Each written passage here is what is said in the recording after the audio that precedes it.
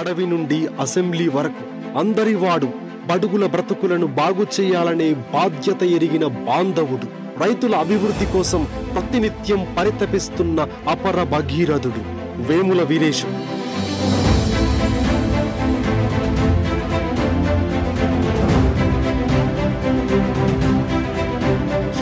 ఈ పేరు వింటేనే ప్రజల్లో ఒక చైతన్యం, ఒక ఉద్యమ నాయకుడు గుర్తొస్తారు. ప్రస్తుతం ఇతను నల్గొండ జిల్లా నకిరేకల్ శాసనసభ్యుడిగా ఉన్నారు. వేముల వీరేశం 1982లో సాలిగౌరారం మండలం ఊట్కూరు గ్రామంలో వేముల కొండయ్య, మల్లమ్మ దంపతులకు జన్మించారు. పాఠశాల విద్యను మాదారం, ఇంటర్ డిగ్రీలను నకిరేకల్లో పూర్తి చేశారు. సమాజంలో జరుగుతున్న పరిస్థితులు, అంటరానితరం, పేదరికం చూసిన వేముల వీరేశం పీడీఎస్యు భావాలకు ఆకర్షితుడై పాఠశాల విద్య నుండే పీడీఎస్యు కార్యక్రమాల్లో చురుగ్గా పాల్గొనేవారు. ఎన్నో ఉద్యమాలు చేసిన వీరేశం ప్రత్యేక తెలంగాణ రాష్ట్రం ఏర్పాటైన తర్వాత అప్పటి టీఆర్ఎస్, ప్రస్తుత బీఆర్ఎస్ పార్టీలో చేరి 2014 అసెంబ్లీ ఎన్నికల్లో నకిరేకల్ నియోజకవర్గం నుంచి కాంగ్రెస్ పార్టీ అభ్యర్థి చిరుమర్తి లింగయ్యపై గెలుపొందారు. వెనుకబడిన కుటుంబం నుంచి వచ్చిన వీరేశం నిత్యం ప్రజలకు అందుబాటులో ఉంటూ ప్రజలకు సేవ చేస్తూ ఉండేవారు. అనంతరం 2018 ఎన్నికల్లో ఓటమి చెందారు. కాంగ్రెస్ తరపున గెలిచిన చిరుమర్తి లింగయ్య టీఆర్ఎస్ పార్టీలో చేరారు. కొంతకాలం పార్టీలో కొనసాగిన తర్వాత టీఆర్ఎస్ పార్టీలో దళితులపై జరుగుతున్న అణచివేతకు నిరసనగా 2023 ఎన్నికలకు ముందు వేముల వీరేశం కాంగ్రెస్ పార్టీలో చేరారు. ఆ తర్వాత జరిగిన ఎన్నికల్లో ఎమ్మెల్యేగా గెలుపొందారు. ప్రస్తుతం తెలంగాణ రాష్ట్రంలో కాంగ్రెస్ పార్టీ అధికారంలో ఉండడంతో తన నియోజకవర్గాన్ని అభివృద్ధి వైపు పరుగులెత్తిస్తున్నారు. కరోనా లాంటి మహమ్మారి సమయంలో తన ప్రాణాలను సైతం లెక్క చేయకుండా ఎన్నో సేవలు చేశారు. నిరుపేద విద్యార్థులకు ఉచిత ఇంగ్లీష్ విద్యను అందించడం కొరకు ఉద్దీపన ఫౌండేషన్ ద్వారా నిరుపేద విద్యార్థులకు 1వ తరగతి నుంచి 5వ తరగతి వరకు ఉచిత విద్య అందిస్తున్నారు. అలాగే ఈ ఫౌండేషన్ ద్వారా నిరుద్యోగులకు ఎస్ఐ శిక్షణ, కానిస్టేబుల్ శిక్షణ, డిఎస్సి, గ్రూప్ 1, గ్రూప్ 2, గ్రూప్ 4 లాంటి పరీక్షలకు పోటీ పడుతున్న విద్యార్థులకు ఉచిత శిక్షణ అందిస్తున్నారు. ఈ ఫౌండేషన్ ద్వారా రాష్ట్రంలోనే మొట్టమొదటిసారి ప్రభుత్వ పాఠశాలలలో ఇంగ్లీష్ విద్యను ప్రారంభించి అప్పటి గవర్నర్ కేఎల్ నరసింహన్ ద్వారా ప్రశంసలు అందుకొని వారు కూడా వచ్చి ఆ యొక్క ఫౌండేషన్ ద్వారా అందుకున్న విద్యను పర్యవేక్షించి మెచ్చుకున్నారు. తన జీవితంలో ఎన్నో విపత్కర పరిస్థితులను ఎదుర్కొన్న ఎమ్మెల్యే వేముల వీరేశాన్ని అంతర్ముఖం పలకరించింది. అంతర్ముఖం ప్రతినిధి మర్రి ఎలియాస్ ఎమ్మెల్యే వీరేశంతో మాటామంతి.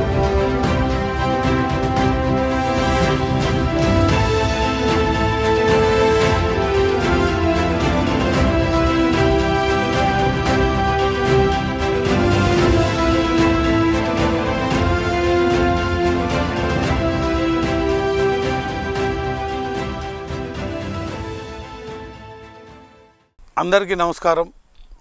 మనం ఒక మంచి ప్లేస్కి వచ్చాం. ఇప్పుడు నకిరేకల్ నియోజకవర్గం అద్భుతమైన వాతావరణం, ఆహ్లాదమైన వాతావరణంలో ఇది ఒక పిక్నిక్ పార్క్ లాగా ఉంది. ఇటు చూస్తే కొబ్బరి తోట, అటు వరి పొలం, అటు పాడి గేదెలు. ఇంత అద్భుతమైన ఫామ్ హౌస్ ఎవరిదో కాదు, రైతు బిడ్డ అడవి నుండి అసెంబ్లీ వరకు తన ప్రయాణాన్ని ఎలా సాగించాడో తెలుసుకోవడానికి నకిరేకల్ ఎమ్మెల్యే గారు వేముల వీరేశం అన్నతో కలవడానికి వచ్చాం. వారిని ప్రయాణం, వాళ్ళ జర్నీని కూలంకషంగా తెలుసుకోవడానికి వచ్చాం. నమస్తే అన్న. కేసీఆర్ గారు మీకు తండ్రి లాంటి వాళ్ళని ఒకప్పుడు చాలా అద్భుతంగా చెప్పారు. అంత మంచి సంబంధం, అంత మంచి ప్రేమ ఎలా విడిపోయిందో కొంచెం మాకోసం. కుటుంబాలు కూడా విడిపోతాయి కదా. ఒక తండ్రికి ఎంతమంది కొడుకులు ఉంటే అంతమంది కొడుకులు కలిసి ఉండాలనేటువంటిది ఏం లేదు కదా. కుటుంబాలే విడిపోయినప్పుడు రాజకీయాలలో తండ్రి, కొడుకు, తల్లి, అన్న అనేటువంటి అనుబంధము ఉంచుకున్నంతకాలం ఉంటుంది. అంటే కేసీఆర్ అనేటువంటి వ్యక్తి కాదు, జనరల్గా నా నైజమే పార్టీ అంటే కన్నతల్లి, పార్టీ అధినేత అంటే కన్నతండ్రిగా భావించేటువంటి నైజం. ఎందుకంటే నేను విప్లవ రాజకీయాల నుంచి వచ్చినటువంటి వాడిని కాబట్టి, విప్లవోద్యమం నుంచి వచ్చినటువంటి కాబట్టి, విప్లవోద్యమం అంటే పార్టీ అంటే కన్నతల్లి, పార్టీ అధినేత అంటే కన్నతండ్రిలాగా భావించేసి పార్టీని, పార్టీ అధినేతను, పార్టీ నాయకత్వాన్ని కాపాడుకునేటువంటి నేచర్లో పెరిగినటువంటి వాడు. బట్ బీఆర్ఎస్ కూడా ఉద్యమ పార్టీ కాబట్టి దాన్ని కూడా నేను అట్లనే భావించినాను. అధికారం వచ్చిన తర్వాత ఉద్యమ పార్టీ ఉద్యమ నాయకుడు స్వభావము స్వరూపం మారిన తర్వాత మనుషుల్ని మనుషుల్లాగా చూడలేనటువంటి పరిస్థితి ఉన్న తర్వాత మారుతారేమో రియలైజ్ అవుతారేమో అని చెప్పేసి వెయిట్ చేసినాను, వేచి చూసినాను. రియలైజ్ కాకపోగా మారకపోగా అణచివేత మనుషులు ఒకసారి ఓడిపోతే ఒకసారి ఓటమి చెందితే వాళ్ళు రాజకీయంగా బతికుండొద్దు, రాజకీయంగా సమాధి కావాలనేటువంటి ఒక nature of think, nature of talking, nature of activity start అయిన తర్వాత బట్ ఈ పార్టీలో ఈ నాయకత్వం కాడ మనం ఉండకూడదు, ఈ ఆలోచన ధోరణి తప్పు, ఇది సమాజానికి ప్రజలకు మంచిది కాదు అనేటువంటి ఒక ఉద్దేశంతో బీఆర్ఎస్ను వదిలిపెట్టేసి నేను కాంగ్రెస్ పార్టీలోకి రావడం జరిగింది. బీఆర్ఎస్ పార్టీలో ఉన్నప్పుడు టీఆర్ఎస్ పార్టీలో ఉన్నప్పుడు మీకు ఒక ప్రథమ స్థానంలో ఉండేది మీ వాల్యూ అని పార్టీలో మీ పరిస్థితి ఉండేది. ఆ టైంలో ఒక దళితులుగా మీకు ఒక మంత్రివర్గం స్థానంలో చెందకపోవడం ఏదన్నా కారణం ఉందనుకుంటారు. చాలామంది అనుకున్నారు మీరు ఫస్ట్ టైం మీరు మంత్రి అవుతారు, బిగినింగ్లో పార్టీలు ఉద్యమం నుంచి వచ్చారు, ఉద్యమ నాయకుడితో ఎమ్మెల్యేగా ఎదిగిండు, అంత మంచి మెజార్టీతో గెలిచిన వీరేశం గారికి మంత్రి పదవి వస్తుందని టీఆర్ఎస్లు చాలామంది అనుకున్నారు బిగినింగ్లో. అంటే ఎప్పుడు ఏనాడు కూడా ఎమ్మెల్యే పదవి కావాలని, మంత్రి పదవి కావాలని దానికోసమే ఏనాడు కూడా వీరేశం ఆరాటపడలే. అప్పుడు ఇప్పుడు ఎప్పుడు కూడా ఆరాటపడడు. ప్రజల మధ్య ఉండటానికి, ప్రజలకు సర్వీస్ ఇవ్వడానికి, ప్రజలతో మమేకం కావడానికే ఎక్కువ ఆరాటపడతాడు, ఎక్కువ ఇష్టపడతాడు. వారి పక్షాన బలమైన గొంతుకగా, బలమైన వాయిస్గా, బలమైనటువంటి పదనైన మాటగా ఉండటానికే ఇష్టపడతాడు. ఈ ఉంటున్నటువంటి క్రమంలో దేన్నైనా ఏదైనా ఫేస్ చేయడానికి కూడా సిద్ధపడతాడు. ఏదో అవుతుంది, ఏదో వస్తుంది, ఏదో జరుగుద్ది అని చెప్పేసి వెరసి వెనకాడడు. కాబట్టి నాకు ఆ ఆలోచనే లేనప్పుడు, ఆ ఒపీనియనే లేనప్పుడు ఎవరో అనుకున్నారు, ఎవరో భావించున్నారు అనేటువంటి దానికి నేను ఎట్లా రెస్పాండ్ అవుతా? మీరు రెస్పాన్స్ కావటం కాదు. నల్లగొండ జిల్లాలో వేముల వీరేశం గారు అనే ఎమ్మెల్యేకు వారి ఫస్ట్ నుండి ఒక స్పెషల్ నాయకత్వం కానీ, ముక్కుసూటిగా మాట్లాడిన ఆ తత్వం కానీ ఎవరికి లేదు. ఆ దొరల నైజంలో అట్లా ఏమన్నా మీకేమన్నా ఎప్పుడన్నా కొంచెం అట్లా అనిపించిందా 5 ఏళ్ళ క్రితం? అంటే నేను ఏ పార్టీలో ఉన్నా ఆ పార్టీకి రాజకీయాలతో, ఆ పార్టీ విధానాలతో, ఆ పార్టీ పట్ల అంకిత భావంతో, కమిట్మెంట్తో నేను పనిచేస్తాను. కాబట్టి దాంట్లో రంధ్రాన్వేషణ చేసేటువంటి నేచర్ నాది కాదు. ఆ పార్టీ విధానంలో, ఆ పార్టీ నాయకత్వ విధానంలో, ఆ పార్టీ వైఖరిలో, ఆ పార్టీ రాజకీయ విధానంలో, ఆ పార్టీ నాయకత్వ వైఖరిలో మార్పు వచ్చినప్పుడు, మార్పు కనిపించినప్పుడు, ఆ మార్పు నాకు కానీ, ప్రజలకు కానీ, పార్టీకి కానీ నష్టమవుతుంది అనుకున్నప్పుడు చెప్పడానికి ప్రయత్నం చేస్తాం. చెప్పితే వినకపోగా కనీసం మనుషులుగా చూసేటువంటి పరిస్థితి లేనప్పుడు నేను అక్కడ ఉండను. అది నా నైజం, అది నా నేచర్. రెండోసారి ఎలక్షన్లో మీ పార్టీ నాయకులే మిమ్మల్ని ఓడిపోవడానికి ఒక చిన్న పాగా వేసి నెక్స్ట్ డే గెలిస్తే ఇంకా మేము తట్టుకోలేము ఆయన పవర్ని అనేది ఒక వెనికిడి. దానికి మీరేమంటారు? అది వాళ్ళ వైఖరి కావచ్చు, వాళ్ళ విధానం కావచ్చు. దాన్ని వాళ్ళు ఇట్లా చేసిర్రు, వాళ్ళు ఎట్లా చేసిర్రు, వీళ్ళు ఇది చేసిర్రు అనేటువంటి చెప్పుకునే నేచరు, చెప్పే నేచరు కూడా నాది కాదు. చేస్తాడు శత్రువు ఎప్పుడు కూడా కుట్రలు చేస్తూనే ఉంటారు. ఒకని వెదుగుదల ఇంకోనికి కడుపు మంట అయినప్పుడు ఆ కడుపు మంట ఉన్నటువంటి వాడు ఆ ఎదుగుదలను తట్టుకోలేడు, ఓర్వలేడు, కుట్రలు చేస్తూనే ఉంటారు. ఆ కుట్రలని ఎండగట్టడంలో, పసిగట్టడంలో, గమనించటంలో, గమనంలోకి తీసుకోవటంలో నేను సక్సెస్ఫుల్గా ముందుకు పోయినా లేదా, ఎక్కడ మిస్టేక్స్ జరిగిందనే దాన్ని చూసుకుంటా తప్ప ఒకటి కడుపు మంటను, ఒకటి సంబంధించినటువంటి అహంకారానికి ఏదో ఇబ్బంది అవుతుందని, ఒకటి అధికారానికి ఏదో ఆటంకం అవుతుందని చెప్పేసి వాడి కడుపు మంటకు నేను కారణం కాదు కదా. వాడి నైజం, ఆ నైజాన్ని పసిగట్టి, ఆ నైజాన్ని గమనించి, ఆ నైజాన్ని తెలుసుకొని జాగ్రత్త తీసుకోకపోవడం నా లోపంగా భావిస్తాను. నా లోపాన్ని సరిచేసుకునే ప్రయత్నం చేస్తాను. కానీ నా ఓటమిని, నాకు జరిగిన నష్టాన్ని ఇంకొకరి మీద నిందేసి నేను ఎస్కేప్ అయ్యేటువంటి రకం అది కాదు. నియోజకవర్గం స్పెషల్ ఉంది. కాంగ్రెస్ పార్టీ నుంచి గెలిచి టీఆర్ఎస్లోకి వచ్చిన ఒక ఎమ్మెల్యే టీఆర్ఎస్ పార్టీలో ఓడిపోయి కూడా టీఆర్ఎస్ పార్టీని నమ్ముకొని 4 సంవత్సరాలు ప్రజల మధ్యలో ఉన్న నాయకుడికి టికెట్ రాకుండా కాంగ్రెస్ పిలిచి టికెట్ ఇచ్చింది మీకు. కానీ ఇంత బంపర్ మెజార్టీగా ప్రజలు రిసీవ్ చేసుకుంటారని చాలామంది అనుకోలే కూడా అప్పట్లో. ఆ పార్టీలో ఉండి పార్టీకి గెలిచి మళ్ళీ టీఆర్ఎస్లోకి వచ్చినాక అయినా మీరు ప్రజలనే ఉన్నారు, అయినా మీకు టికెట్ రాకుండా మీ పార్టీ వాళ్ళు చేస్తారు, అయినా కాంగ్రెస్ పార్టీలో పోవడానికి ఆలోచన మీకు ఎట్లా వచ్చింది? ఈ పార్టీని ఎందుకు ఎంచుకున్నారు అంటే ఏమంటారు దాని సంబంధించి? అంటే ఈ రాష్ట్రంలో ఒక నియంతృత్వ ధోరణితో, నిరంకుశ ధోరణితో, ఒక అహంకారపూరితంతో నడుస్తున్నటువంటి రాజకీయ సిస్టాన్ని, ప్రభుత్వాన్ని దించాలి, అధికారం నుంచి దించాలి, ఆ ప్రభుత్వాన్ని గద్దె దించాలి అనేటువంటి ఒక ఆలోచన రాష్ట్రంలో చాలామంది చేశారు. పెద్దలు పొంగులేటి సీనన్న కానీ, జూపల్లి కృష్ణారావు గారు కానీ, తుమ్మల నాగేశ్వరరావు గారు కానీ, ఆ తర్వాత ఇంకా అనేక మంది చేశారు.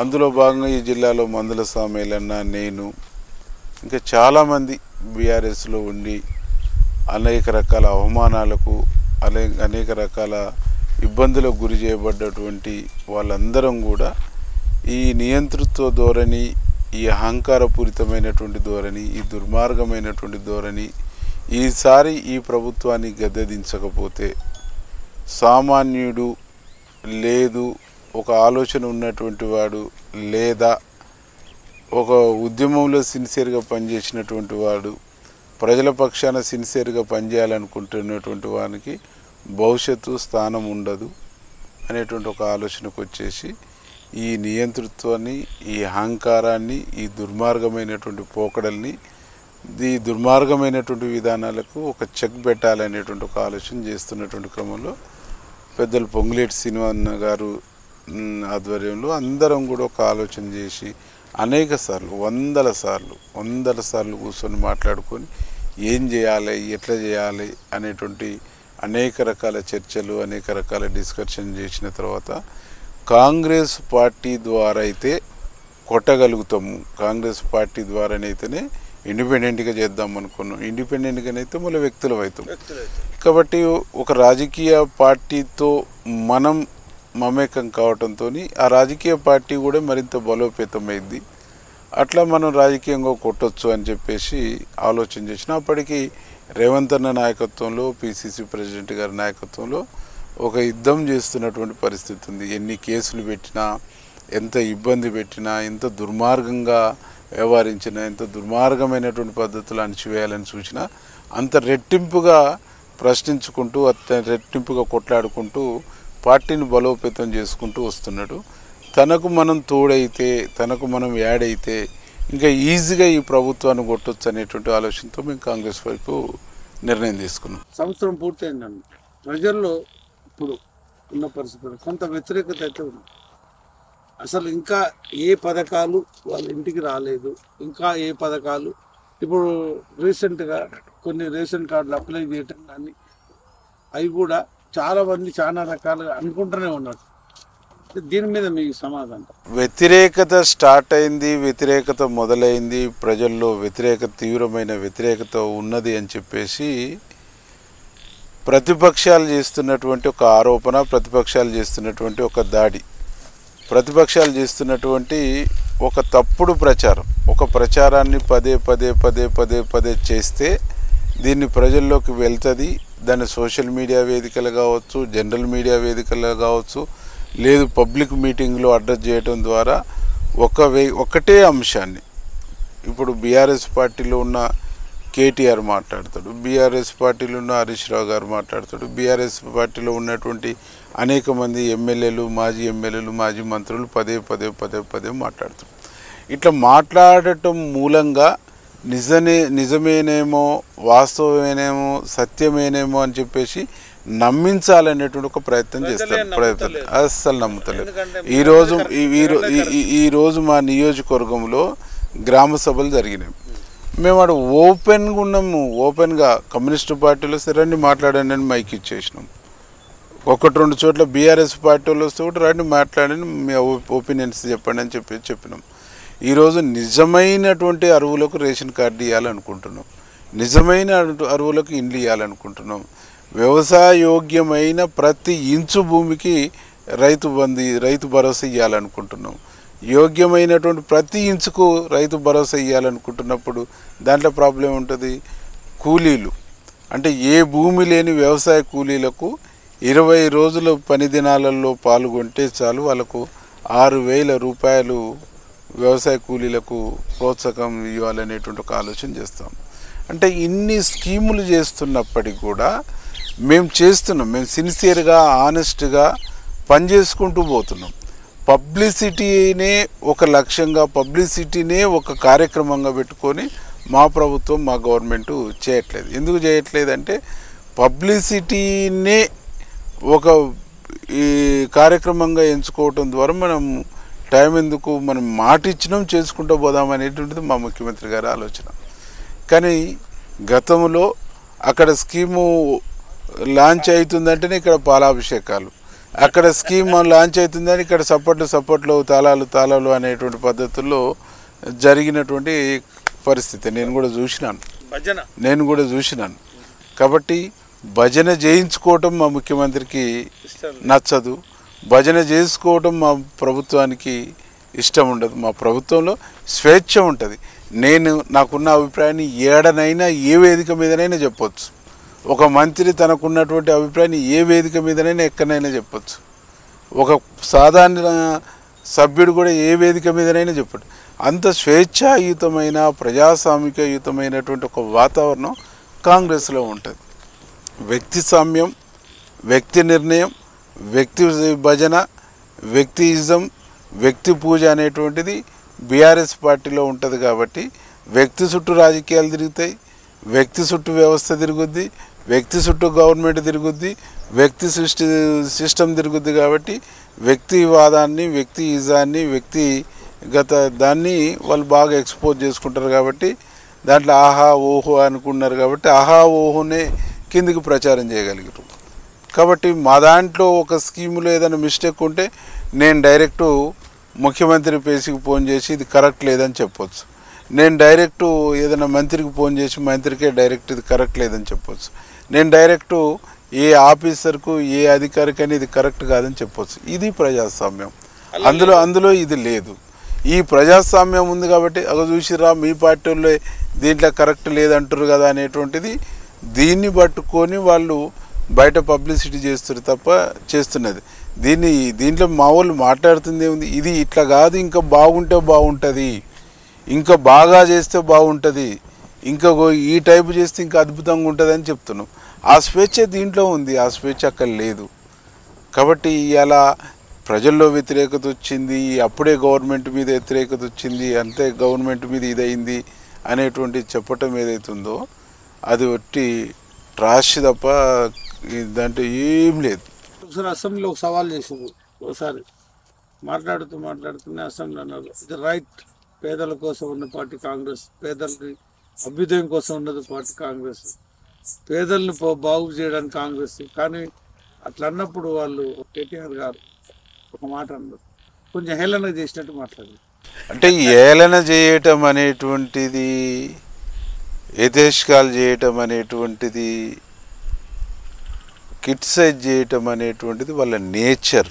వాళ్ళు తప్ప ఎవరు మాట్లాడొద్దు, వాళ్ళు తప్ప ఇంకోరు మాట్లాడొద్దు.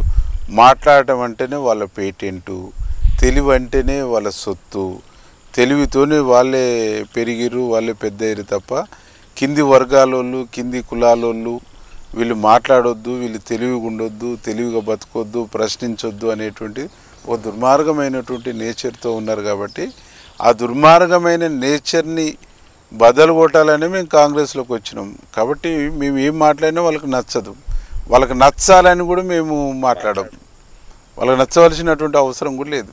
మేము మా ప్రజలకు జవాబుదారీ, మా కాన్స్టిట్యున్సీ ఓటర్స్కి జవాబుదారీ, నా నియోజకవర్గ ప్రజలకు నేను జవాబుదారీ, నా నియోజకవర్గం సంబంధించిన ఓటర్లకు జవాబుదారీ, ఇంకా కొంచెం అయితే నా జిల్లా ప్రజలకు నేను జవాబుదారీ తప్ప వారికి కాదు కదా. నా పార్టీకి నేను జవాబుదారీ, నా నాయకుడు రేవంత్ రెడ్డికి నేను జవాబుదారీ, మా నాయకుడు రాహుల్ గాంధీ గారికి నేను జవాబుదారి తప్ప వీళ్ళకి కాదు కదా. అంతే. ఒక్కటి నా ఇప్పుడున్న రేషన్ కార్డులలో కొంత అవకతవకలు జరిగినాయని అంటే మీ కార్యకర్తలే ఇప్పుడు గందరగోళం సృష్టిస్తారు గ్రామ సభలో. ఎందుకంటే మేము ఇచ్చిన పేర్లు రాలేదు, ఇంకా టీఆర్ఎస్ పేర్లు వచ్చినాయి. అదే కదా పారదర్శకత, అదే కదా పారదర్శకత. గత ప్రభుత్వంలో దరఖాస్తులు పెట్టుకోర్రు, వాటిని కూడా మేము పరిగణనలోకి తీసుకున్నాం. మేము ప్రజాపాలనలో దరఖాస్తులు తీసుకున్నాం, వాటిని కూడా మేము పరిగణనలోకి తీసుకున్నాం. ఆన్లైన్లో మీ సేవ ద్వారా దరఖాస్తులు తీసుకున్నారు, వాటిని కూడా మేము లెక్కలోకి తీసుకున్నాం. ఈరోజు దరఖాస్తులు ఇస్తారు, దీన్ని కూడా మేము లెక్కలోకి తీసుకున్నాం. మొన్న జరిగినటువంటి కులగణనలో కూడా చెప్పుకోరు, దాన్ని కూడా మేము లెక్కలోకి తీసుకున్నాం. ఇది ప్రజాస్వామ్యం అంటే అనేటువంటిది మేము చెప్తా ఉన్నాం. ఈ అన్నిటి నుంచి వడపోచి ఈ అన్నిటి నుంచి సెలక్షన్ లబ్ధిదారులను సెలెక్ట్ చేసేటువంటి ప్రక్రియ జరుగుతుంది. ఇన్నేళ్ళ నుంచి కష్టపడ్డ కార్యకర్తలు కొంచెం మనోభావాలు దెబ్బతింటున్నాయి కదా, ఈ విషయంలో మీరు దానికి ఏం సమాధానం చెప్పారు? అంటే కార్యకర్తల మనోభావాలకు స్కీములకు సంబంధం ఉండదు. సంక్షేమ పథకాలకు సంబంధించి గైడ్ లైన్స్ ఉంటాయి. అంటే లబ్ధిదారుల ఎంపికకు సంబంధించి గైడ్ లైన్స్ ఉంటాయి. ఆ గైడ్ లైన్స్ను బేస్ చేసుకొనే అర్హులను డిక్లేర్ చేస్తారు, ఎలిజిబిలిటీ ఉండేటువంటి లబ్ధిదారులను డిక్లేర్ చేస్తారు. కార్యకర్తల మనోభావాలు అనేటువంటి లబ్ధిదారుల ఎంపిక ప్రక్రియకు సంబంధం ఉండవు. కార్యకర్తల మనోభావాలు అనేటువంటిది వాళ్ళకు పార్టీలో గౌరవం, ఎమ్మెల్యే కాడ గౌరవం, మంత్రుల కాడ గౌరవం, ముఖ్యమంత్రి కాడ గౌరవం, ఏదైనా అవకాశాలు ఉన్నప్పుడు వాళ్ళకు అవకాశాలు కల్పించడం అనేటువంటి దాన్ని కార్యకర్తలు కోరుకుంటారు. ఏదన్నా పనులు చేసినప్పుడు ఆ పనులలో వారికి భాగస్వామ్యం కల్పించాలని చెప్పేసి కోరుకుంటారు. లేదు కష్టపడ్డటువంటి వాళ్ళు లబ్ధిదారులకు అర్హత ఉన్నా ఆ అర్హత ఉండేటువంటి వాళ్ళు ఎలిజిబిలిటీ లిస్టులో రానప్పుడు వీళ్ళకు ఎలిజిబిలిటీ కావాలని చెప్పేసి కోరుకుంటారు. మా పార్టీలో ఉండేటువంటి క్యాడరు, మా పార్టీలో ఉండేటువంటి కార్యకర్తలు ఏ స్కీమ్ వచ్చినా మనమే పంచుకుందాం అనేటువంటి నేచర్ మా వాళ్ళకు ఉండదు. ఆ ఆలోచన కూడా మా వాళ్ళకు ఉండదు. మా వాళ్ళ ఆలోచన, మా వాళ్ళ ఆతృత నిజమైనటువంటి లబ్ధిదారుల్ని ఎలక్ట్ చేయాలి. గత ప్రభుత్వంలో గత పాలనలో బీసీ బంధు అని ఊరికొక్కరికి పోయి ఇద్దరికే ఇచ్చారు. ఎమ్మెల్యేలో ఆ సర్పంచ్ వాళ్ళ వెనకటి తిరుగుతున్నటువంటి వాళ్ళకి ఇచ్చారు తప్ప నిజమైన బీసీ బంధు బీసీ లబ్ధిదారులకు ఎవరికి ఇవ్వలే. ఎవరికి ఇవ్వాలి? ఓ సెలూన్ షాప్ పెట్టుకుండు, సెలూన్ షాప్ లేదు, ఈ ₹1,00,000 అయితే ఆయనకు ఆసర అవుతుందంటే ఇవ్వాలి. లేదు ఒక ఆయన ఇంకోటి ఏదన్నా పని చేసుకుంటుండు, వడ్రంగి పనో కమ్మరం పనో కుమ్మరం పనో చేసుకుంటున్నారు, ఇది ఇస్తే ఆయన కొత్త దానికి సంబంధించినటువంటి దాని వస్తువులు కొనుక్కుంటాడు, ఇంకా బాగా చేసుకుంటాడంటే ఇవ్వాలి. అట్లా ఇవ్వలేదు, అట్లా జరగలేదు, ఇప్పుడు కూడా అట్లా జరగొద్దు అనేటువంటిది మా కార్యకర్తల యొక్క కోరిక తప్ప వేరే కాదు. అంటే ఇప్పుడు మీరేమంత నిజాయితీగా వాడికి అవసరం ఉన్నది కాబట్టి ఎంపిక చేయాలి కాబట్టి చేస్తున్నామని మీరు బాహటంగా చెప్పగలుగుతారు. కానీ మీరు అన్నది కరెక్ట్. పోయినసారి ఎమ్మెల్యే గారు బాహటంగా చెప్పడమే కాదు, మేము ఛాలెంజ్ చేసినాం మా నియోజకవర్గంలో అఖిలపక్షం ఏర్పాటు చేద్దాం. బీజేపీ అయినా, బీఆర్ఎస్ అయినా, సిపిఎం అయినా, సిపిఐ అయినా, కాంగ్రెస్ పార్టీ అయినా, మిగతా ఉన్నటువంటి బీఎస్పీ, మిగతా ఏ రాజకీయ పార్టీలున్నా అఖిలపక్షం ఏర్పాటు చేసేసి ఈ ప్రభుత్వం ఇచ్చిన గైడ్ లైన్స్కి అనుగుణంగా డోర్ టు డోర్ తిరిగి లబ్ధిదారులను ఎంపిక చేద్దాం, దీనికి మేము రెడీ. ఇది మా పారదర్శకత, మా ప్రభుత్వము, మా ముఖ్యమంత్రి గారి ఆలోచన అని చెప్పేసి చెప్పినాం. ఇప్పుడు ఐఏఎస్ అధికారులు పై లెవెల్ నుంచి వాళ్ళు తయారు చేసింది ఇక్కడ వచ్చి కార్యదర్శులు వీళ్ళు చదువుతున్నారు. దీనివల్ల ఎమ్మెల్యేలు కూడా ఇంటిమేషన్ లేకుండా జరుగుతుందని ఒక చిన్న అంటే మీద అంటే అది విమర్శ అనుకోవచ్చు మీరు దాన్ని. అలా స్టార్ట్ అయింది. ఇప్పుడు ఎట్లా అంటే వీళ్ళ చేతులు ఏం లేదు, ఎమ్మెల్యేలకు తెలియకుండా జరిగిపోతున్నాయి. అది లేదు. ఐఏఎస్లు ఐఏఎస్ అధికారులు కానీ, కింది జిల్లా స్థాయి అధికారులు కానీ, మండల స్థాయి అధికారులు కానీ ఎక్కడి నుంచి తీసుకుంటారు డేటా? మీ సేవ ద్వారా అప్లై చేసుకోరు. ఆ అప్లై చేసినటువంటి డేటా వస్తుంది. ఆ డేటాను వీళ్ళ ముందు పెట్టిర్రు. మనం ప్రజాపాలనలో ఇచ్చినటువంటి దరఖాస్తులు కొన్ని ఆన్లైన్ అయినా, కొన్ని కాకున్నా, కొన్ని మిస్ అయినా, కొన్ని ఇదైనా దాన్ని కూడా వీళ్ళ ముందు పెట్టిర్రు. ప్రజాపాలన వచ్చినటువంటి దరఖాస్తులని ఉదాహరణకు ఇలా నేను నార్కడపల్లి గ్రామానికి పోయినాను, చిట్యాల గ్రామానికి పోయినాను. నార్కడపల్లి గ్రామానికి చిట్యాల గ్రామానికి పోయినప్పుడు చిట్యాల గ్రామంలో 1900 మంది లిస్టు వచ్చింది. 1900 చిల్లర 1900 చిల్లర లిస్టు వచ్చేసినప్పుడు ఈ 1900 చిల్లర లిస్టు మరి కింది నుంచి డేటా తీసుకుందే పైనుంచి ఎట్లా పంపించగలుగుతారు? పైనుంచి ఎట్లా పంపించగలుగుతారు? పంపించలేరు కదా. టీఆర్ఎస్ లీడర్లు ఈరోజు కొన్ని నియోజకవర్గాల్లో మేము పెట్టిన పేర్లు మాకు వచ్చిన మీ పార్టీ గెలిచిన వేస్ట్ ఇవన్నీ మేము అంటే ఇది నడుస్తుంది ఈ 2-3 రోజులు. అంటే వాళ్ళు పెట్టుకున్నవి కూడా మేము లెక్కలోకి తీసుకున్న వెంటనే ఇదే కదా ప్రజాస్వామ్యము, ఇది మీరు చెప్పుకోలేకపోతున్నారు. ఇదే కదా ప్రజాస్వామ్యము, ఇదే కదా వాళ్ళకు మాకు ఉన్నటువంటి తేడా. మేమేం చూస్తున్నామంటే అందరికీ లబ్ధిదారులు పేదవాడిని లాగా చూస్తున్నాం. పేదవానికి రంగులు రుద్దుతలేం, పేదవానికి పార్టీలు రుద్దుతలేం, గరీబు వానికి పార్టీలు రుద్దుతలేం. ఇందిరమ్మ రాజ్యంలో, ఇందిరమ్మ పాలనలో, ప్రజాపాలనలో, ప్రజాస్వామ్యంలో, ప్రజాప్రభుత్వంలో, రేవంత్ రెడ్డి గారి ప్రభుత్వంలో నిజమైన లబ్ధిదారులు, రాజకీయాలకు అతీతంగా నిజమైన లబ్ధిదారుని ఎన్నిక చేయాలి. ప్రభుత్వ సంక్షేమ పథకాలు ఏ వర్గాలు బిలో పావర్టీ కింద ఉన్నటువంటి ఏ వర్గాల ఏ సెక్షన్ల ప్రజలైనా వాళ్ళకు అందినప్పుడు మాత్రమే ఇది నిజమైన ప్రజాస్వామ్యం అని చెప్పేసి మా ముఖ్యమంత్రి గారు, మా మంత్రులందరూ కూడా పదే చెప్తారు. మా రాహుల్ గాంధీ గారు కూడా ఈరోజు కాన్స్టిట్యూషన్ను పట్టుకొని పార్లమెంటులో ప్రమాణ స్వీకారం చేసింది. ఇవాళ భారత రాజ్యాంగాన్ని కాపాడాలనేటువంటి, భారత రాజ్యాంగాన్ని పరిరక్షిద్దామని చెప్పేసి కాపాడుకోవాల్సినటువంటి బాధ్యత అందరిపైన ఉందని చెప్పేసి ఈరోజు రాహుల్ గాంధీ గారు పదే చెప్తున్నారు. ఆ రాజ్యాంగం వెలుగులోనే ఈరోజు మేము 100%గా పారదర్శకంగా చేస్తున్నాం. పారదర్శకంగా చేస్తున్నటువంటి దాన్ని కూడా మాది అని సంకలు గుద్దుకునేటువంటి ఒక నేచరు, సంకలు గుద్దుకొని ఆనందపడే నేచరు అవతల పార్టీ వాళ్ళకుంటే పడనీయండి, మాకేం అభ్యంతరం లేదు. తన మన భేదం మా పార్టీ లేదంటారు. నిజమైన నిరుపేదకు, నిజమైన లబ్ధిదారుడికి ఆ పథకాలు వర్తించాలని ఒక గొప్ప ఆలోచన చేశారు. కానీ నిజంగా ఇప్పుడు మీరు అన్నట్టు ఇంతకుముందు గతంలో బీసీ బంధు వచ్చిన వాళ్ళు కానీ, గతంలో ఎస్సీ బంధువులు వచ్చిన లోన్లు వచ్చిన వాళ్ళు కానీ వాళ్ళకే మళ్ళీ రేషన్ కార్డులు వచ్చినాయి, వాళ్ళకే ఇండ్లు వచ్చినాయి. నిన్న గొడవలేనాయి. ఇవాళ మా కలెక్టర్ గారే చాలా స్పష్టంగా చెప్పింది, ఎక్కడ లబ్ధిదారులు అనేటువంటి వాళ్ళను ఫైనల్ చేసి ఇంకా రేషన్ కార్డులు డిసైడ్ చేయలేదు. రేషన్ కార్డులు అనేటువంటిది లబ్ధిదారుల సెలక్షన్ ఇంకా జరగలేదు. 4 సోర్సెస్లో ఇవాళ మేము డాటాని తీసుకున్నాము. ఒకటి, గత కొంతకాలంగా, గత 10 సంవత్సరాలుగా, గత 10 సంవత్సరాల బిఫోర్ నుంచి మీ సేవ ద్వారా చేసినటువంటి అప్లికేషన్లు, వివిధ వేదికలలో చేసినటువంటి అప్లికేషన్లు కూడా పరిగణనలోకి తీసుకున్నాము. ప్రజాపాలనలో పెట్టినటువంటి దరఖాస్తును కూడా పరిగణనలోకి తీసుకున్నాము. మన సమగ్ర కుటుంబ కులగణన జరిగినప్పుడు వచ్చినటువంటి రిపోర్ట్ను కూడా పరిగణనలోకి తీసుకున్నాము. ఈరోజు ఇస్తున్న దరఖాస్తులను కూడా పరిగణనలోకి తీసుకుంటున్నాము.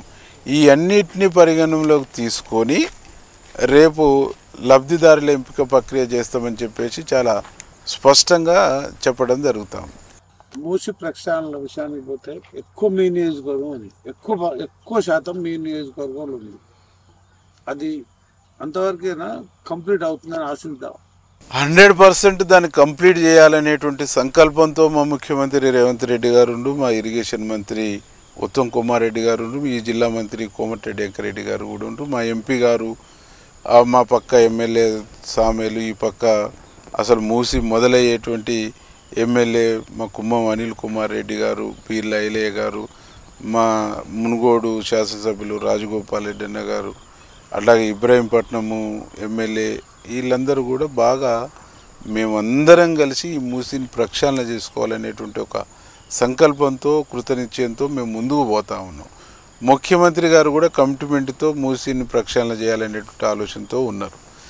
మూసి ప్రక్షాళన అయితే మా పార్టీని నల్గొండ జిల్లాలో ప్రక్షాళన చేసి మూట కట్టేసి ఆ మూసి మురికితో పాటు బయటపడేస్తారనేటువంటి ఒక ఆలోచన ఉన్నటువంటి బీఆర్ఎస్ ఒక రాజకీయ మనుగడ ప్రశ్నార్థకమైందని భావించినటువంటి బీఆర్ఎస్ ఆ మూసి ప్రక్షాళన జరగకుండా ఉండాలని, మూసి ప్రక్షాళన జరిగేదాన్ని కళ్ళల్లో నలుసులాగా, కాళ్ళల్లో కట్టెలాగా, చెవిలో జర్రీగలాగా నిత్యం బదనం చేసే కార్యక్రమం చేస్తారు తప్ప దాంట్లో ఏం లేదు.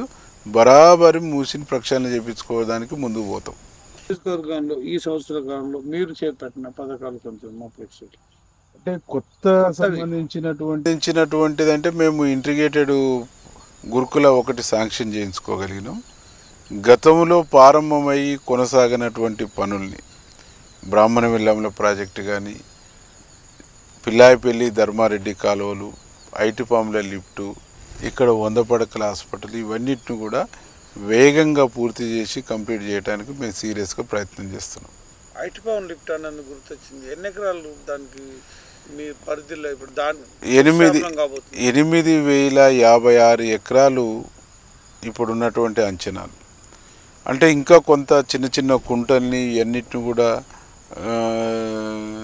మేము మళ్ళీ నింపేటువంటి కార్యక్రమం స్టోరేజ్ చేయడం ద్వారా ఇంకా అది కొంత పెరిగేటువంటి అవకాశం కూడా ఉన్నది. కాబట్టి మేము నియరెస్ట్ 9,000 నుంచి 10,000 ఎకరాల వరకు సాగైద్దు అనేటువంటి ఒక ఆలోచన అంచనాతో ఉన్నాం.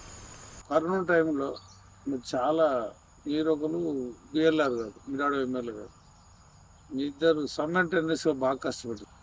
ఆనంద్ అయితే మంది అయిపోయింది, కోడిగుడ్లు అయిపోయింది, శానిటైజేషన్ అయిపోయింది. ఒక అద్భుత వెరైటీ మీ ఇద్దరిది సైమల్టేనియస్గా చాలా అద్భుతం. అసలు ఎలాంటి తృప్తిని ఇచ్చినప్పుడు మీకు ప్రజల నుంచి మీకు ఎట్లా అనిపించినప్పుడు? అంటే రాజకీయ నాయకుడు అంటే ఎన్నికలప్పుడు, రాజకీయ నాయకుడు అంటే ఎన్నికలు ఉన్నప్పుడు, రాజకీయ నాయకుడు అంటే ఎలక్షన్ అప్పుడు అనేటువంటిది కాకుండా ప్రజల కష్టాలు ఉన్నప్పుడు, ప్రజల చావు బతుకుల్లో మధ్య ఉన్నప్పుడు వాళ్ళని కాపాడి వాళ్ళని రక్షించడం కోసం, వాళ్ళ పక్షాన నిలబడటం కోసం, వాళ్ళకు ధైర్యం ఇవ్వటం కోసం, వాళ్ళకు భరోసా ఇవ్వటం కోసం నిలబడ్డటువంటి వాడే రాజకీయ నాయకుడు అనేటువంటిది ఫీలింగ్ మా ఇద్దరిది కూడా. కాబట్టి ఆ కష్టకాలంలో ప్రజలు బతుకు జీవుడా అనేటువంటి వెంపర్లాడుతున్నటువంటి క్రమంలో మేము ఉన్నాము అనేటువంటి ఒక ధైర్యం ఇవ్వాలనేటువంటి దాంతో ముందుకెళ్ళినాం. ఆ ధైర్యం ఇస్తున్నటువంటి క్రమంలో ఏ క్షణంలోనైనా మనకి ఏమైనా పర్వాలేదు, ఈ ప్రజల కోసం మనం పనిచేయాలనుకొని వచ్చినప్పుడు, ఈ ప్రజల కోసం మనం త్యాగం చేయాలనుకొని వచ్చేసినప్పుడు, వాళ్ళే చనిపోతున్నప్పుడు, వాళ్ళు చనిపోయే ప్రమాదంలో నెట్టివేయబడ్డప్పుడు వాళ్ళని కాపాడేటువంటి కనీస ప్రయత్నం కూడా చేయనప్పుడు మనం మనుషులం కాదనేటువంటి ఆలోచనతో మనం మనుషులుగా స్పందిద్దామని చెప్పేసి ముందుకు పోయినాం, స్పందించినాం. ప్రజలు కూడా మమ్మల్ని అట్నే ఆదరించారు. ఎంత ధైర్యం మీకు? కనీసం మాస్కులు పెట్టుకుని శవాల కాడికి పోయి ప్రాణం ఉందా కాళ్ళెంబడి తిరగటం, అప్పట్లో ప్రతి ఒక్కరు భయపడుతుండే. నాకు అప్పుడు అనిపించింది అసలు ఇంత ప్రాణానికి నిజమన్నది. నేను చాలా సోషల్ మీడియాలో చూస్తూ, అంటే ప్రాణం అనేటువంటిది ఎన్నడో ఒకనాడు పోద్ది, ఆ పొయ్యే ప్రాణం కోసం గిరిగీసుకొని ఉండొద్దు అనేటువంటిది మాకు ఉన్నటువంటి బలమైన అభిప్రాయం. మీరంటే కొంచెం ఫస్ట్ నుంచి అడు ఆ వాతావరణం నుంచి వచ్చారు పేదలు ప్రజలు, ఆయనకు కూడా బాగా అయిపోయింది. ఆయన కూడా ఫస్ట్ నుంచి కూడా ఈ లెఫ్టిస్ట్ ఉద్యమాలకు బలమైన అభిమాని, బలమైన సపోర్టరు, బలమైనటువంటి సింపథైజర్ ఉన్నటువంటి వ్యక్తి. మాకు కూడా ఒక 20-25 ఏళ్ళుగా పరిచయం ఉంది. తను కూడా ప్రజల పట్ల, సేవ పట్ల, సర్వీస్ పట్ల బాగా కమిట్మెంట్ ఉన్నటువంటి వ్యక్తి. నిజంగా మిర్యాలగూడ ప్రజల యొక్క అదృష్టం అన్నట్టు.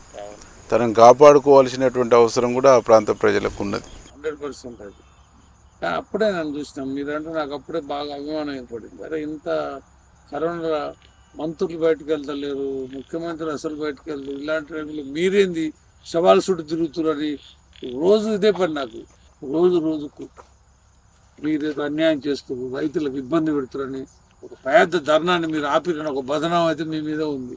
మీ వల్లనే పర్మిషన్ రాలేదని కేటీఆర్ గారు నిన్న మొన్న భారీ ఎత్తున అంటాడు. దీనిపై మీ అభిప్రాయం అన్న? కేటీఆర్ ఒక్కరోజు వచ్చి ధర్నా చేస్తే ఈ జిల్లాలో ఒరిగిపోయేది ఏం లేదు, కాంగ్రెస్ పార్టీ కరిగిపోయేది ఏం లేదు. ఆ ధర్నాను ఆపవలసినటువంటి అవసరం మా ప్రభుత్వానికి కానీ మా మంత్రికి కానీ లేదు.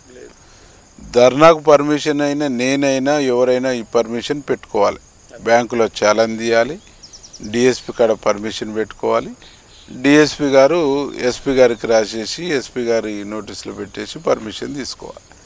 ఆ పర్మిషన్ తీసుకునేటువంటి దాంట్లో అక్కడ ఉండేటువంటి లోకల్ సిఐ, ఏ స్టేషన్ పరిధిలో వస్తుందో అది లోకల్ సిఐ దానికి సంబంధించినటువంటి సిగ్నేచర్ చేసేసి సాధ్యాసాధ్యాలని ఆయన డిఎస్పి గారి ఇక్కడికి పంపించేస్తే డిఎస్పి గారు దాన్ని ఫైనల్ చేస్తారు. అట్లా నల్గొండ సంబంధించినటువంటి ధర్నా విషయంలో క్లాక్ టవర్ సెంటర్ అనేటువంటి బిజీ సెంటరు, బిజీగా ఉండేటువంటి సెంటరు, స్కూల్స్, కాలేజెస్ ఇవన్నీ కూడా ఉన్నటువంటి సెంటర్. ఒక పొలిటికల్ యాక్టివిటీ అవుతున్నప్పుడు కొంచెం అది అక్కడ కాదు, సైడ్ జరుపుకొని పెట్టుకోండి, అక్కడైతే ట్రాఫిక్ ప్రాబ్లం ఉంటుంది. ఇప్పుడు టౌన్లో కూడా యాక్టివిటీ నడుస్తుంది. ఈ ప్రజాపాలన సంబంధించి వార్డు మీటింగులు, గ్రామ సభలు, వార్డు సభలు, మున్సిపాలిటీలను అయితే మున్సిపాలిటీ కౌన్సిల్ వార్డు సంబంధించినటువంటి సభలు ఇవన్నీ కూడా జరుగుతున్నాయి.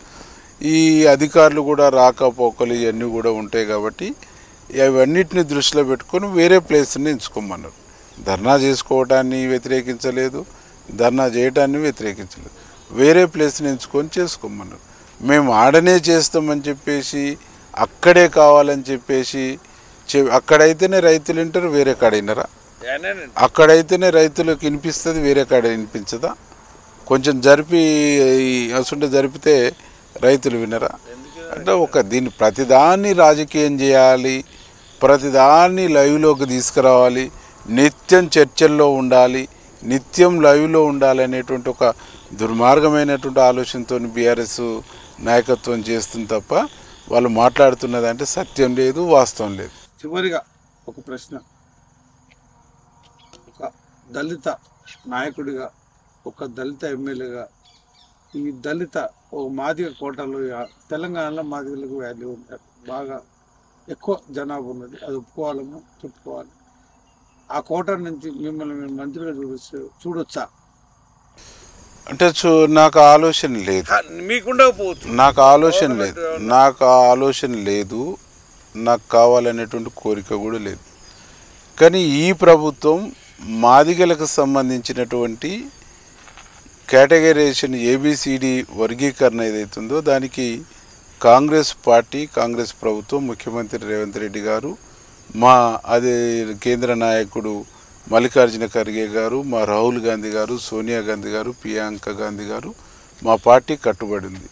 ఎన్నికల మేనిఫెస్టోలో పెట్టింది, చెవెళ్ళ డిక్లరేషన్లో స్పష్టంగా చెప్పింది. గతంలో రాజశేఖర రెడ్డి గారు ముఖ్యమంత్రిగా ఉన్నప్పుడు 2 సార్లు అసెంబ్లీ తీర్మానం చేసి పంపింది. మొదటి నుంచి కాంగ్రెస్ పార్టీ వర్గీకరణకు అనుకూలం కాబట్టి తప్పకుండా ఈ వర్గీకరణ అనేటువంటి అంశంలో మా పార్టీ చాలా క్లియర్గా ఉన్నది. ఎట్ ఏ టైంలో తెలంగాణలో ఉండేటువంటి అందరము ఎమ్మెల్యేలము మాదిగ సామాజిక వర్గం నుంచి మంత్రివర్గంలో ప్రాతినిధ్యము ఇంకోరికి ఇవ్వాలి. ఇప్పటికే దామోదరం రాజనరసింహన్ ఉన్నాడు, ఇంకోరికి పెద్ద సామాజిక వర్గం కాబట్టి నియరెస్ట్ 70 లక్షల పైచిలకు జనాభా ఉంది కాబట్టి ఇక్కడ ఇంకొక ప్లేస్మెంట్ కూడా కావాలి, మా మంత్రివర్గంలో చోటు కావాలని చెప్పేసి అందరం ఎమ్మెల్యేలను కూడా పార్టీని కోరుతున్నాం, ముఖ్యమంత్రి గారిని కోరుతున్నాం. పెద్ద సామాజిక వర్గం కాబట్టి దామోదరన్న రాజనరసింహతో పాటు ఇంకొకరు కూడా అవకాశం ఇవ్వాలని చెప్పేసి కోరుతున్నాం. ఆ అవకాశము ఇంకా నాకంటే సీనియర్లు చాలామంది ఉన్నారు, మొదటి నుంచి కాంగ్రెస్ పార్టీలో ఉన్నటువంటి వాళ్ళు ఉన్నారు. వాళ్ళకు కావాలని చెప్పేసి కోరుకుంటాడు, వాళ్ళకు కావాలని కోరుకుంటాడు. కానీ వీరేశానికే కావాలని కోరుకున్న వ్యక్తి ఎప్పుడు కాదు. ఇప్పుడు ఎందుకు రేవంత్ రెడ్డి దీనికి ఏబిసిడికి వ్యతిరేకమైన ఒక చిన్న ప్రచారం చేస్తారు? అది కావాలని చేస్తున్నటువంటి ప్రచారం. రేవంత్ రెడ్డి గారు దీనికి వ్యతిరేకమై ఉంటే తను పిసిసి ప్రెసిడెంట్గా, ఎంపీగా ఉన్నప్పుడు కానీ అంతకుముందు కానీ ఎందుకు ఏబిసిడీలకు సపోర్ట్ చేస్తాడు, ఎంఆర్పిఎస్ కార్యక్రమాలకు సపోర్ట్ చేస్తాడు, ఎంఆర్పిఎస్ మీటింగ్లలో పాల్గొంటాడు. ఆనాడు తను ప్రతిపక్షంలో ఉన్నప్పుడు సంపత్తితో పాటు తను కూడా ప్లే కార్డు పట్టుకొని వచ్చేసి ఈ అసెంబ్లీ నుంచి అఖిలపక్షాన్ని ఢిల్లీకి పంపండి అని చెప్పేసి ప్లే కార్డు పట్టుకొని సంపత్కు సపోర్టెడ్గా ఎందుకు నిలబడతాడు? కాబట్టి మొదటి నుంచి మాదిగ సామాజిక వర్గ పక్షపాతి రేవంత్ రెడ్డి గారు. ఏబిసిడీల వర్గీకరణకు అనుకూలమైనటువంటి వ్యక్తి రేవంత్ రెడ్డి గారు. ఈరోజు కాంగ్రెస్ పార్టీ విధానం కూడా ఏబిసిడీల వర్గీకరణకు అనుకూలం కాబట్టి, కాంగ్రెస్ పార్టీ విధానమే అనుకూలమైన విధానం కాబట్టి ఆయన జడ్జిమెంటు రాకముందే, మేము అలర్ట్ కాకముందే కాంగ్రెస్లో ఉన్నటువంటి మాదిగ సామాజిక వర్గం ఎమ్మెల్యేలు మేము మాట్లాడక ముందే మమ్మల్ని అందరినీ పిలుచుకొని ఎస్ మీరు అడ్వకేట్ జనరల్ని చెప్తాను, మీరు సుప్రీంకోర్టులో కూడా ఒక లాయర్ని పెట్టుకొని అక్కడ ప్రభుత్వం తరపు వాదనలు వినిపించండి, వినిపించి అక్కడి నుంచి జడ్జిమెంట్ వచ్చిన తర్వాత మనం ఇంప్లిమెంటేషన్ చేస్తామని చెప్పిండు.